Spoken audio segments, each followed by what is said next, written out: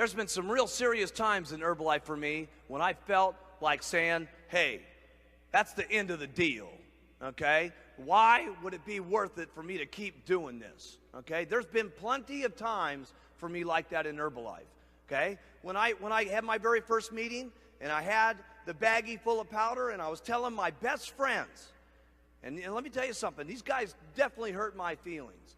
They had been in 2 companies with me that had gone under. They knew I was serious about weight loss. They knew that's all I wanted to do because of what happened to my mom. And when I came to them, I was legitimately asking for their help. I said, listen, you guys, no kidding, man. These other companies went out on us, but we're going to do this thing, and it's going to happen, and it's going to be the most incredible thing that ever happened to us, okay? And those guys were all flakes, and they said, hey, look, this is a joke. Nothing's going to happen. You don't think that those guys didn't hurt my feelings? And I didn't think to myself, my goodness, who am I going to go to now after everybody I was counting on to get me started just said that this is a miserable joke? You don't think the next morning I had to wake up and say, my goodness, now what am I going to do? Well, I'll tell you what I did. I started passing out flyers, and I started calling people up out of the telephone book. I started going into the newspapers, and nobody told me this stuff. I just was desperate. I said, I'm going to make it no matter what.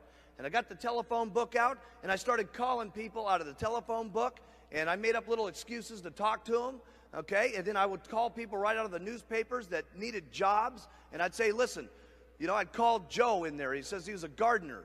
I said, Joe, I understand you're looking for a gardening job. He said, yes, I am. I said, listen, Joe, I don't need anybody to mow my lawn. How would you like to make an extra $2,000 a month over and above your present income? Would you be interested in taking a look at it? He said, yeah, I would. I said, listen, there's a meeting tonight. Come on down. I set up a little stand on the corner on Robertson Boulevard. Cost me about $10, this little stand. And I was actually selling little Dixie cup milkshakes out on the street corner for 50 cents at a time just to get people to try my product back then.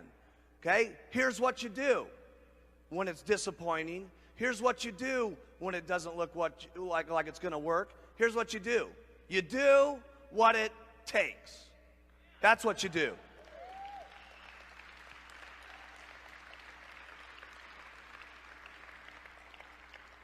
See, I didn't start with a $50 distributor kit with the attitude, I wonder if this is going to work.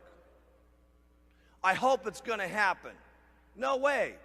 My entire life was dependent on whether it was going to work for me in Herbalife. And regardless of what my relatives said, or what my friends said, or what the circumstances were, by golly, I was going to make it, period. And when you got that kind of attitude, there's nobody that can get you down. There's nothing that can get in your way. And let me tell you what people want that are around you. They want leadership. They want someone who knows that they're going to make it. They want someone who says, by golly, I'm going to make it no matter what. Do you want in or do you want out? And I'll tell you what, pretty soon there was 3 or 4 people following me.